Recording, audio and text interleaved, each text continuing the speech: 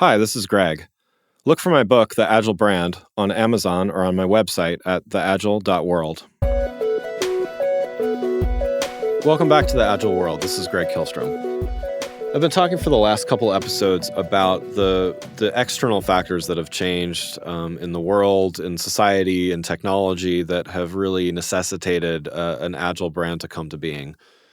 So the first episode, I talked about social transformation, and not just social media, but really how our buying habits, whether that's researching, buying, talking about things, referring, word of mouth, all of those types of things have really changed due to not only the internet, but also social media, and how that's really affected our social behaviors. In the last episode, I talked about brand as experience and brand as relationship. I used the example of the Nike Plus app, where Nike was smart enough to adopt something, in this case, an app that people use, practically on a daily basis, with that really fits their lifestyle and inserts Nike into their lifestyle. And having done this since 2006, I think when it was first created, really put them ahead of the curve and really not only allowed them to be used by their customers often and daily, but it was really in line with not only the company mission but its values and everything. Today, I'm going to talk about market disruption. So when we're talking about some of the factors that have influenced and caused brands to need to be more agile, market disruption is surely one of them. So I mean, there's any number of examples that I could use.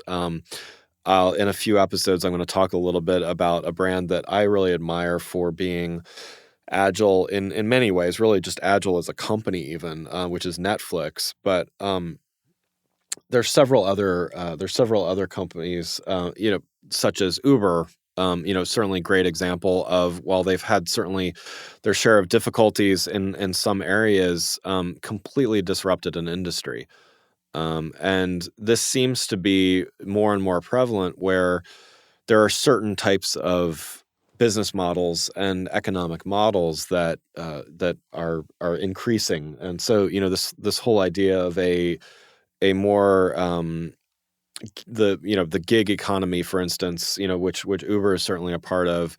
Some of these shifts in employment practices and things like that have really transformed the way that brands need to interact with customers. So, everything from taxi companies needing to scramble to to try to figure out how to counter this completely disruptive market, to in other smaller examples. I mean, I think you look at point of sale at restaurants, cafes, things like that. So the Square app, I use this when I sell books. I've been on a bit of a promotional tour recently, and use a little Square app to sell books when I'm out at an event or something like that.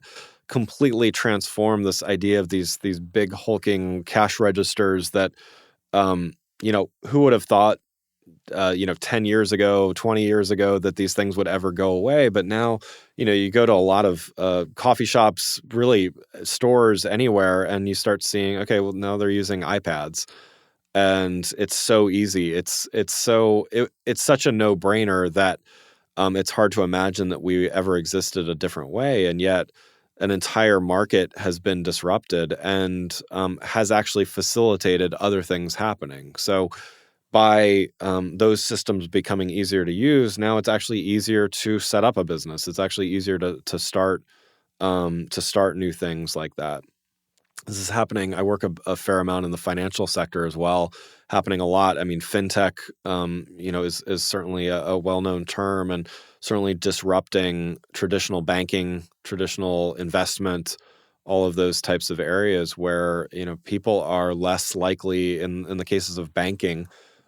People are less prone to go into online brand, or to, I even said online, but they're less likely to go into physical branches to perform things. Why would you need to? You have a mobile app that you can scan checks in and stuff like that. But things like everything, PayPal has existed for a while, but services like Venmo and other things, Acorns as an investment platform, all of these services, they've really embraced this idea of a more digital first mentality, and are really changing the way that traditional institutions are behaving and planning and things like that. And what I would say to really anyone in any industry is, if your industry has not been disrupted, if it's an established industry, if it has not been disrupted yet, it will be. It's really only a matter of time until someone figures out a better way, a different way, a way that is more agile, more consumer centric, more online, all of those types of things. It's really just a matter of time. So, the smart brands, the smart industries will start taking this into account and start changing things on their own.